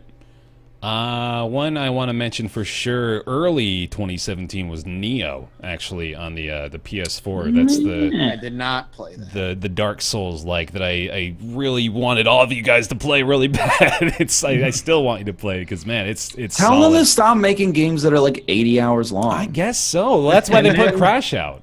That's why I'm like, maybe I'll play What Remains of Edith Finch. That game's 2 hours long. Yeah. I could do that a night. Exactly. On a stream. Well, no. No, just play like the first 3 hours of Neo. Then you'll I did share that. my opinion. Okay, good. So you agree. But then I stopped playing that. Not because I didn't like it, just because other games came out, and then I just didn't go back to it. I mean, yeah, you're right, dude. Like that's why I stopped playing most of the stuff I stopped playing this year. Like Horizon Zero Dawn, for example. I mostly stopped playing that because other stuff came around at the same time, and now I kind of want to go back to that. I don't know if I am going to for sure, but that one was solid all the way through as well. Breath of the Wild, we would be remiss not to mention that. Definitely. I agree. Actually, I agree with that. Now that I've gotten my Switch, I'm playing it again. And I like it. I don't love that you have to buy the $20 DLC to get the Kokori mask or whatever it is that finds the seeds for you, because there's like 900 of those. What the hell's the mask called? It's not Kokori. That's something else. I don't know. There's something seeds. Anyway. Korok seeds. Korok seeds, yeah. I don't know where I got what I got. Only person here who's not played the game. Kokiri Thanks is... for pulling your weight, guys. Thanks, man. Korok seeds. Like the Dinosaur Hunter, that's how I remember it. Anyway, play Zelda if you haven't. It's probably one of the best Zeldas out there. Yeah. There's big. There's a little game called PlayerUnknown's Battlegrounds that came out this year too. I don't know if you want to. That's my cue. There you go. I'm out of touch. I'm like, you ever look at like Game of the Year stuff and like 95% of critics are like on the level, and then there's one dude who's like The Crew #1, and you're like, what's that guy smoking? That guy's like, he should be out of the business. Why does he have a vote? That's like me right now. I'm like, Mario Kart 8 Deluxe Edition is a beautiful piece of art. PlayerUnknown's Battlegrounds is like one of the more exciting games to come out in the past 5 years, in my opinion. I still think like For Honor is really interesting, and I had a great time playing that game, even though it has basically been swept away, as so many people predicted that it would be. And apart from that, I mean, other stuff, there's like some legacy nominations. Like Afterbirth Plus gets a Lifetime Achievement Award for sending Isaac off into the sunset and kind of not being very good when it originally released. And then at least there's booster packs once a month now that are pretty good and keep that game slightly fresh. And Dead Cells is like the best combat in any 2D game that I've played in forever, and it's like the only roguelite except for Gungeon that has fun combat, and it's still got a long way to go, but it's pretty good. Do you guys play that last Dark Souls 3 DLC? Because I kind of didn't like it. I didn't play it. Did not know. Did not play it. Yeah, all right. That's probably a dissenting opinion. I don't think a lot of people agree with me on that. It seemed really overly frustrating in the way that Dark Souls got when it was doing difficulty wrong, in my opinion. Nick, I'm curious if you want to throw Resident Evil 7 in the mix here. Oh, yeah, I forgot that was this year. 2017. Yeah, it was. Yeah, sure. I don't think it's going to win my Game of the Year this year anymore, but I do think it's up there for top 10 for sure. So if we had to pick a Game of the Year based on first half of 2017 so far, what are you going with? I think I'm going to go ahead and give it to Persona 5. I gotta make you choose. I gotta make you do it. Yeah. It's easy for me. It's Battlegrounds. Yeah, it's Battlegrounds. All right. I'll stick with Hollow Knight. Battlegrounds is just Rocket League. Yeah. No, like this is happening every year now. You realize that, right? Yeah. Like- This is this year's Rocket League. We've had Rocket League, Overwatch, Battlegrounds. Next year we'll Yeah. have something new. Yeah, it'll totally happen. Battlegrounds 2. Right. Can we just go back to Overwatch again? I still kind of like that Yeah, one. actually, you totally resurrected my love for Overwatch that night we played together. That was a bunch of fun. I forgot how much fun that Good. is. Come on, Mathis. You can do it. Witcher. No, 3. you're not getting it Witcher anymore. 3. Let's see. I guess I'm probably on the level with Nick. Hollow Knight is probably going to eke out number 1. But bringing up Resident Evil 7, that is a very close number 2. I adored that game. Yeah. I loved it. Hollow Knight's my number 2 for sure, right below Persona. But Persona was pretty special to us. We really enjoyed it. That'll take us really briefly, I think, into our June Game of the Month discussion. Let's knock that out real fast. Game of the Month for June. What came out in June? Dude, I'm gonna just straight up have to go the Witcher route and just give it to the Crimson Court because Talk for a long time. I will. I'm gonna write the song. Okay. Brian reminded me that Tekken 7 came out on June 1st, so that is automatically my June game There you because go. I didn't really play any other new games. Since Lynn was here, we just played games I'd already played, like Sims. Mathis, do you have any? I don't, because I don't know what came out in June. I guess Crimson Court is probably it for me as well. It pulled me back to Darkest Dungeon after I ditched it on launch for the most part, and I've been enjoying it mostly, with a few caveats that we discussed, I think, last week or the week before. Yeah, we've gotten into pretty heavy detail already about the Crimson Court, but I will just say I've gotten substantially further now since our previous conversation. I'm still really loving it. It's the way that things have been integrated. The further I get into it, the more I agree with the decisions they made as far as the curse and like the recovery of it and all that stuff. Like it's brutal at the start. But I think it's sort of intended to be that way, like it's out of the gate saying, we're not fucking around here. You're going to have to deal with some really heavy stuff. And it sets the precedent pretty well. And that's been the theme of the game basically since early access, is like, they're not holding your hand. This is brutal stuff and you're going to lose a few people. So I like the progress that I've made now. I kind of like even though I feel kind of screwed in my current campaign, I still really like that, sense of dread that always lingers in the estate of just, okay, am I going to be able to make it next week? But that's kind of just me being a masochist at the same time, too. Well, the thing with Darkest Dungeon that I always think about when playing it is like the game likes to beat you into the ground, but you can always start over and be okay. Yeah. Like there's never a point where you want to I feel like dump the entire game and start fresh. You can always just let go everybody, start with a fresh 4 heroes, and just start taking level 1 quests again and start from the ground up. Assuming you're not doing Stygian, but yeah. Yeah. But you're still, I mean, you never feel like you're down and out completely in that game. Yeah, I agree. Which is always nice. I agree. And that is pretty much it, I think, for a Game of the Month, June, isn't it? That's all you got, Ryan. That's all the time you got, man. We got another segment to fill in the time, though. Don't you worry. Okay, go for it. Yes, because it's now time to jump into everybody's favorite segment. It's Ask Roundtable. Ask Roundtable is the weekly segment where you send your questions into roundtableyt@gmail.com. We do our best to answer those questions, so thank you for sending those questions. We could use a few more questions, actually, so send those questions over to roundtableyt@gmail.com. This week's comes from Jordan. Jordan asks, well, let me go ahead and pull up the full thing here. Oh, by the way, right before this, too, we did get an email from Robert Pisk, asking for, well, first of all... What did you just call him? It's a callback, damn it. Oh, Robert Pisk. The riot has happened, but he does request Radiohead's Creep for Nick's Weird Games theme song, so we got that here, too. But got a question from Jordan. If I can find it. Uh-oh. It's gone. There we go. A lot of people seem to be cautiously optimistic that the tower climbing sandbox game is finally dying down after Ubisoft's E3 presentation. My question is, what do you guys think will replace it as the generic game that all AAA companies pump out? Like the Modern Warfare, or the Modern War shooter, WW2 shooters, all that phase of different things like that. He says we can't say zombie games because those have outlived every trend and will probably never ever go away. Just like a zombie. Yeah, exactly. He also goes on to say he thinks it'll be the Arkham game. Games that rip off Arkham's combat and core gameplay, but add one new thing to make them different, like Mad Max, the last two Spider-Man games, and the Mordor games.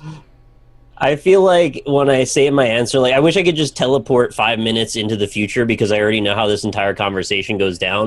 But I say Battle Royale games, then Ryan gets upset, and then we go back and forth and banter for a minute. So I'm just going to say cheers, love. I think you're right, though. I think that's the next. I think PlayerUnknown's Battlegrounds is going to be the game that kicks that trend into high gear. I think we're going to see an assload of new of those games. We've already saw a couple announced at E3.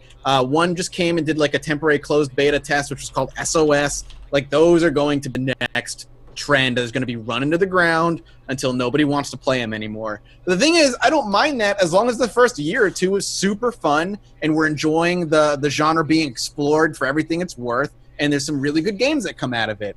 And then once that's done, we'll have another 3 years of it just sitting around and lingering forever because the casual gamer crowd, quote unquote, will keep buying it, and then eventually it'll die off and we'll see something new.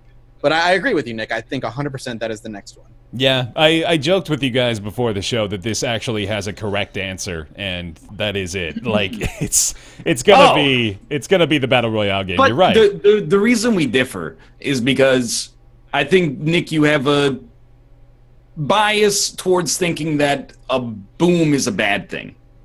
Yes, because it always turns the games into shit. But what about Doom?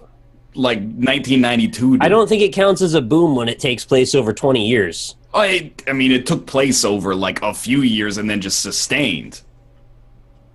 But I don't think that's. I would say I don't think that's comparable because Doom invented a genre. Doom, Doom took but battle royales. I mean, no, what battle? Instead? I think battle royale is a subgenre. It takes a major genre like third-person shooter games and then adds some nuance or a new spin to it. I don't think it's creating a genre. I think it's just putting a spin on an existing one. I think it's a little disingenuous to suggest that like the level of I dispute the notion that because one thing is a genre and another thing is a subgenre, that's what makes a difference. I want to see proof of that. I mean, the fact that shooters are still around is probably proof. Yeah, MOBAs are still around. MOBAs were a subgenre that got spun out of action RPGs. Or RTSs. I don't know that the cult of personality thing that's come about as of Twitch streaming can necessarily be applied the same way to games in the 90s. I was not mentioning Twitch streaming at all. No, I mean, but that's a lot of why they propagate. They're games that are based on the popularity of individuals fighting each other in an arena. It's not the same kind of thing to me as you're fighting zombies or Doom monsters or whatever. And it's just you versus the AI. I don't think those carry the same weight. I think we have the benefit of looking backwards and being like, Doom did succeed, and we're going to find reasons why that doesn't apply to something in the future. I'm not saying Battlegrounds is going to be like the best game ever made, or it's going to kickstart a genre that lasts for 20 years. I'm just saying I don't necessarily think that the explosion of a genre is a bad thing. Yeah, I agree with that. I'm with you on that. I also am with Ryan, and I don't think that the explosion of a genre, a subgenre, is a bad thing because, like I said when I was talking, is that the first 2 years of exploring that is really fun. You get some really cool games out of it, and then you get like another 3 years of garbage. But those first 2 years are really exciting, and you get some really memorable games out of it. Indeed, I'm going to stick with defending that. I think it is a bad thing. You just end up completely devoid of ideas by the end. People chasing money with no idea why they're even making what they're making. And those ones at the end, I just think sort of shame the whole thing. Well, let's like apply that to the most recent cycle of these games. Exactly what he's talking about, like with the WW2 shooters, for example. I don't feel like there was ever a game that you could look at as this is the one that was the cash grab that really didn't, stand up to the rest. They're all Medal pretty of Honor comparable. Warfighter. Okay, well, yeah, there's maybe one or two, but I don't know. Do you agree or disagree with that, Nick? I don't know that there's one in particular you can point to. It's just a wave. It's a change of the tides when you go, okay, these are all too far. I mean, I see MOBA games or even WoW chasing games. It's like they don't really have an idea what they're doing. They only exist because they want to be better than something else. And once that becomes the sole reason you're developing something, where's the passion in that? You're just chasing money. You don't want to make a thing to make a thing. You want to make Dragon Club or Dragon City, sorry. Yeah, it becomes Dragon City mobile apps, yes. Dragon Club is the third game in the trilogy. It's coming later this year. All right, cool. Well, so I just want to just skip that whole thing and just not do that and just have games that are interesting in and of themselves and then move on once that concept is done in a small group of people instead of it blowing up every time. I think it kind of needs, like, the blow up sort of facilitates that, though, doesn't it? Like, I don't know what you mean. For more people to be interested in innovating, I think, like, there's got to be new ground to break. Innovation is innovation, and that stuff is going to be propelled by profit. There needs to be profit there for people to innovate and make more and more and more. So that's why it blows up, because more people are buying it, because people are excited, so people make more new different things for more people to buy. So art can't be interesting without capitalism? Because I don't believe that at all. Correct. Not in the video game industry. Not when AAA companies are involved and they see money in the pockets of I think consumers. that's all bullshit. I think that's why indie is even a thing at this point. Well, I agree. We were just talking about the 7th main series Tekken game. Yeah. Like, they're still making Tekkens, not because they're like, oh, we need to make, like, the best Tekken. But because... Yeah, I think I make a shareholders. sort of a pocket exemption for games that have been running for that long at this point, and you're right, that's probably a bit off. I guess I'm talking about things that are more like, I'm an individual person with an idea, and I want to make that idea. And it does really well, and now everyone goes, that was a great idea, I want to make that idea too, because it makes money. That's the people that I want to just not see anymore. I'm not saying that capitalism is necessary for art. Games exist that are artistic and awesome and wonderful. Edith Finch, obviously a fantastic example. I'm saying in this particular industry, though, if there's one indie idea that is going to get very popular, you're fucking sniffing your own farts if you don't think the AAA industry is going to see money, and then they're going to try and push that idea. And I think that's good to an extent. I'm not arguing something that can actually happen. I'm just arguing an ideal. Well, you're saying, is it good or if that happens or not, are you not? I think it can be we a good exist thing in a that capitalist system, so I understand that there are consequences to people doing things to make money. And that money is the way this is run. I wish it was different. Yeah, fair enough. All right, cool. Well, hey, Jordan, thanks for the question. Appreciate it. If you got a question, send it on into roundtableyt@gmail.com. That'll bring us in everybody's favorite segment after their favorite segment. It's Nick's Weird Games. Yeah! Yeah! You got a theme song for us here? Yeah, it took like 4 minutes to write this. Nice. So All right. this is that on a lot or a little at a time? That's a little. Okay. This is on the lower end theory of All right. of Nick's Weird Games theme songs. I was literally, here's what happened. I was searching for a karaoke track for Creep to test the lyrics against. And then I clicked on one of them, and then it instantly went, hey, you're using YouTube from Indonesia. And I was like, nah. No. That ain't right. So then I went to Google, and I was like, am I signed in anywhere else? Because that seems bad. And it was like, nah, you're good. These are the devices you're signed in on. I was like, okay. So I switched it back to Canada. I clicked on the link again, and it was like, you're using YouTube in Indonesia. But What? I clicked on another Radiohead Creep acoustic karaoke YouTube link, and it was just like, you're in Canada. And I was like, cool. All right. That would put me in a panic. Yeah. For a second it did, but it seems like everything's copacetic. So All right, great. Nick's Weird Games time. Yeah. So, I mean, we'll just start. Give me a second here to... I clicked on it again and put me in Indonesia. Stop that. Stop putting me in Indonesia. Are you sure you're not in Indonesia? I'm not in Indonesia right now. I'm just very confused. Oh, it's because it wants to give me Subway Canada ads. Okay, here we go. Give me a second. The karaoke's playing in the background here. Yeah. Nick's Weird Games. Okay, so this is Creep in the style of Radiohead. Look at this weird game. Came out for PS2. Developed by Sunsoft. Called Shanghai 3DQ. That's a real game. Look it up. It sucked really badly. like a beautiful turd. It's so mediocre. I wish it was over. It's a Nick game. And boy, it's a weird one. What the hell am I doing here? This isn't pub good. That's the end of it. I'm glad you put that line in there. Yeah, I mean, there has to be a punchline at the end. Yeah, So that's as good as I it think that gets. song is one of the ones that suffers massively without having the background music. Yeah, there's like a lot of silence. dead air. There's a lot of Yeah. dead air. I did manage to find some footage of Shanghai 3D Cube while you were doing that, so we Oh, got that's a little good. All right, Did it good, say you were in to it. Indonesia when you looked at the footage? I didn't ask. Nick's I have to Weird wonder Games. though, why are the Nick's Weird Games always presumed to be bad? Because there have been some decent ones in there. There's been a couple Well, of it's nice ones. more likely that we're gonna not know them if they were not good. Okay, that's actually fair reasoning. Yeah. And this one is quite bad, so you're right in that case. Close your All right, chats. I'm ready. So, Nick's Weird Games, you haven't played it, is a game where I pick a weird game off my shelf, and they try to guess it, and you can play along if you want. As I'm an gonna give some aside? hints. Holy hell, Shanghai 3D Cube is a Rubik's Cube made of Mahjong cubes. Oh, That's God. incredible. I didn't Okay, even realize horrible. that. Yeah, that's wild. Okay, today's game is from the Xbox 360 era. It is actually exclusive to Xbox 360, although there's a number of spin-off games that have shown up on other platforms. Ooh, after so the it fact. sold well enough that I got some spin-offs.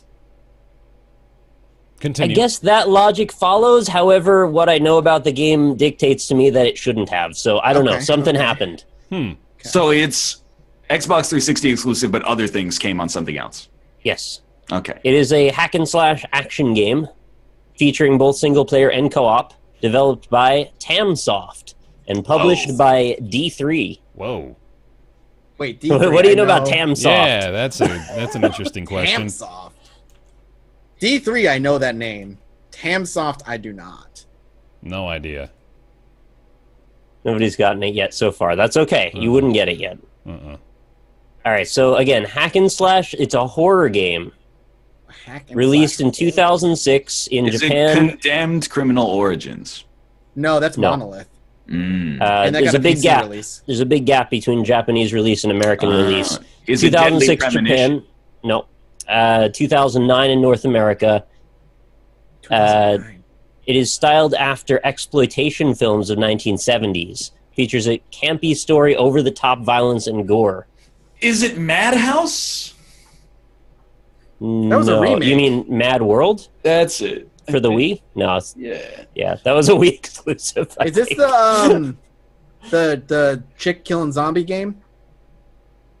Oh, One Chan Bar. There you go, One Shinbara. The bikini That girl, right? Bikini Girl.